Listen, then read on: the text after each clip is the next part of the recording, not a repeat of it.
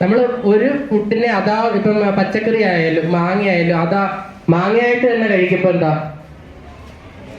Processed അല്ല, natural ആയിട്ട് കഴിക്കുക. അതിനെ എന്താ ചെയ്യുക, പ്രോസസ് ചെയ്യാന്ന് പറഞ്ഞാൽ എന്താ, അതിന്റെ ഘടന മൊത്തം മാറ്റുക. ഘടന മൊത്തം മാറ്റിയിട്ട് മറ്റൊരു പ്രോഡക്റ്റ് ആയിട്ട്, അപ്പൊ എന്താ മാറ്റുന്ന എന്തിനാ, അത് അതാത് രീതിയിൽ അതേ രീതിയിൽ ഉപയോഗിച്ചതിന് എത്ര ഒരാഴ്ച മാക്സിമം ഇരിക്കും. പ്രോസസ് ചെയ്ത എന്താ ഗുണം, ആഴ്ചകളോളം ഇരിക്കും, അല്ലെങ്കിൽ വർഷം വരെ ഇരിക്കുന്നവരുണ്ട്. ക്യാൻഡ് ഫുഡ് കേട്ടിട്ടുണ്ടോ?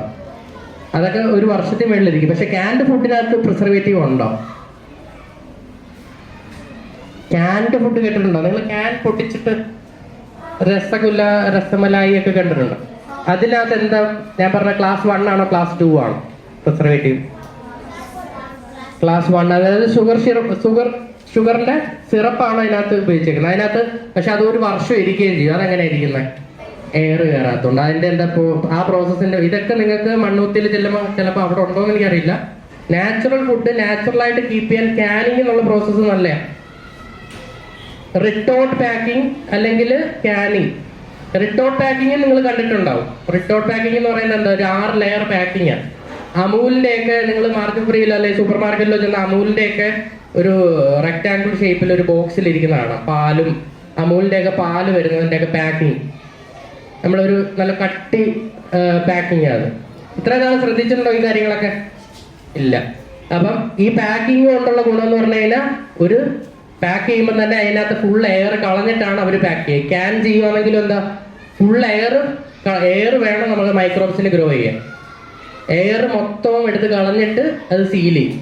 അതാണ് ക്യാനിങ്. അതിനകത്തിരിക്കുന്ന പ്രൊഡക്റ്റ് നമ്മളിപ്പോൾ പട്ടാളക്കാരായാലും കപ്പലിൽ പോകുന്നവരൊക്കെ ആണെങ്കിൽ അവർക്ക് എന്നും സാധനങ്ങൾ മേടിക്കാൻ പറ്റുമോ? ഇല്ല. അപ്പൊ അവരെന്ത് ചെയ്യും, ഇതേപോലത്തെ ക്യാൻഡ് പ്രോഡക്ട്സാണ് ഉപയോഗിക്കുന്നത്. അപ്പൊ അതിനകത്ത് ആ സാധനം പൊട്ടിച്ചു കഴിഞ്ഞാൽ അടുത്ത അന്നേരം ചൂടാക്കി കഴിക്കാം, എന്ത് ഐറ്റം ആണെങ്കിലും. അതിനാണ് ക്യാനിങ് എന്ന് പറയുന്നത്. അത് നാച്ചുറൽ ആയിട്ടുള്ള സാധനം, വേറെ ഇൻഗ്രീഡിയൻസ് ഒന്നും ഇല്ലാതെ തന്നെ നമുക്ക് ക്യാനിങ് എന്നുള്ള മാർഗം വെച്ചിട്ട് പ്രോസസ്സ് ചെയ്തെടുക്കാം. ഫ്രൂട്ട്സ് ക്യാനിങ് ചെയ്യാം, പിന്നെ ഫ്രീസിങ് ചെയ്ത് വെക്കാം. ഫോറിൻ കൺട്രീസിലൊക്കെ ഫ്രീസ് ചെയ്ത് വെക്കും. -ഡിഗ്രിയിൽ ഫ്രീസ് ചെയ്ത് വെച്ച് കഴിഞ്ഞാൽ നമുക്കത് ഇപ്പൊ മാങ്ങയൊക്കെ ഇവിടെ മേടിച്ചുകൊണ്ട് പോയിട്ട് അവർ ചിലപ്പോൾ 6 മാസമൊക്കെ ഫ്രീസ് ചെയ്ത് വെച്ചേക്കും. മീറ്റ് പ്രോഡക്ട്സ്, അതും ഇറച്ചിയൊക്കെ ഇപ്പൊ എങ്ങനെ കോഴിക്കടയിൽ പോയി അന്നേരം വെട്ടി അന്നേരം വീട്ടിൽ കൊണ്ടുപോകാം. ശരിക്കും അങ്ങനെ ചെയ്യുന്നതിലും നമ്മൾ വിദേശ രാജ്യങ്ങളിൽ അങ്ങനെ ഒരിടത്തും ചെയ്യുന്നില്ല. പകരം എന്താ ചെയ്യുന്നത്, ഫ്രീസ് ചെയ്തത് അവിടെ പാക്ക് ചെയ്ത് ലേബൽ ചെയ്തത് മാത്രമേ അവർ പുറമോട്ട് വിൽക്കാൻ കൊടുക്കും. ഇവിടെ അങ്ങനെ സമ്മതിക്കുമോ? ഇവിടെ അങ്ങനെ മാറ്റം വരട്ടെ. നമുക്ക് പെട്ടെന്ന് നമുക്കൊരു മാറ്റം കൊണ്ടുവരാൻ പറ്റില്ല. പക്ഷെ ഏറ്റവും നല്ല ഗുണങ്ങളും മീറ്റിന്റെ മറ്റേ ടെൻഡർനെസ്സും എല്ലാം കറക്റ്റായിട്ട് കിട്ടുന്നത് എന്താ, ഈ പെട്ടെന്ന് നമുക്ക് ഇപ്പൊ തന്നെ കോഴിയെ വെട്ടി അല്ലെങ്കിൽ ബീഫ് വെട്ടി അന്നേരം തന്നെ കഴിക്കാൻ പോയ എന്താ പ്രശ്നം, നിങ്ങൾ ബീഫ് എന്തെങ്കിലും കഴിക്കുമ്പോൾ അറിയാം, നിങ്ങൾ അന്ന് രാവിലെ കറി വെക്കുമ്പോൾ ചിലപ്പോൾ എന്താ ഒരു കട്ടി വെന്തില്ല എന്ന് പറയും. പക്ഷെ വെന്തില്ല വേവാത്തതിന്റെ പ്രശ്നമല്ല.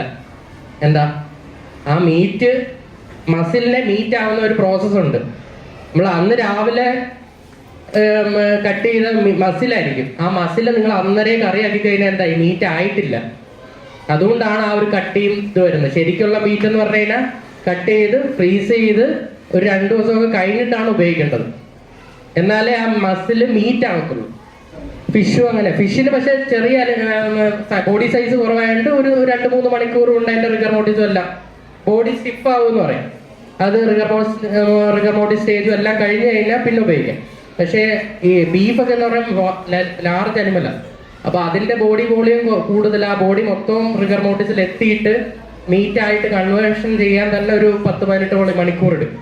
ഈ മീറ്റായിട്ട് കഴിക്കുമ്പോൾ എന്താ, അത് നാച്ചുറൽ പ്രോഡക്റ്റ്. അതിനെ പ്രോസസ് ചെയ്ത് നഗറ്റ്സ്, കട്ട്ലറ്റ്, സോസേജ് ഇതെല്ലാം എന്താ പ്രോസസ്ഡ് ഫുഡാണ്. കാര്യം അത് മീറ്റിനെ ചെറുതായിട്ട് അരിഞ്ഞ് അതിനകത്ത് കുറച്ച് മസാലയും ബാക്കി ഇൻഗ്രീഡിയൻസും കുറച്ച് പ്രിസർവേറ്റീവ്സും എല്ലാം ആഡ് ചെയ്തിട്ട് പ്രോസസ് ചെയ്തെടുക്കുന്ന പ്രോസസ്ഡ് ഫുഡ്. മീറ്റായിട്ട് മേടിക്കുകയാണെങ്കിൽ എന്താ, അത് പ്രോസസ് ചെയ്തതല്ല, അത് ആ മീറ്റ് തന്നെ. അപ്പൊ എന്താ വെജ് ലോകം എന്താ, വെജിറ്റേറിയൻ ഫുഡ്. എന്താ അതിനകത്ത് എന്തൊക്കെ ഇല്ല. ഇപ്പൊ ഈ വെജിറ്റേറിയൻസ് ഉണ്ട്, ഈ മുട്ടയോ മീനോ മാംസോ ഒന്നും കഴിക്കാത്ത ആൾക്കാരുണ്ട് അല്ലേ? അപ്പൊ അവർക്ക് ഇത് തിരിച്ചറിയാൻ വേണ്ടിയാ. മുട്ടയോ ഇപ്പൊ കേക്ക് ആണെങ്കിൽ എന്താവും, അത് ഈ വെജ് ലോകം വെക്കാൻ പറ്റുമോ? പറ്റില്ല. അല്ലെങ്കിൽ അതിനകത്ത് മുട്ട ഉപയോഗിക്കാത്ത കേക്കായിരിക്കണം. എഗ്ലെസ് കേക്ക് ആണെങ്കിൽ നമുക്കത് വെജ് ലോകം വെക്കാം. മുട്ടയൊക്കെ ചേർത്തിട്ടുണ്ടെങ്കിൽ എന്താവും, നോൺ വെജ് ലോകയാവും. നോൺ വെജ് ലോഗോ എന്ന് പറഞ്ഞ ഒരു ബ്രൗൺ കളർ ട്രയാങ്കിൾ, അതിനകത്ത് ഒരു സ്ക്വയർ. പിന്നെ വേറൊരു ഇതുണ്ട് പ്ലസ് എഫ് എന്ന് പറഞ്ഞൊരു ഫോർട്ടിഫൈഡ് എന്ന് കേട്ടിട്ടുണ്ടോ?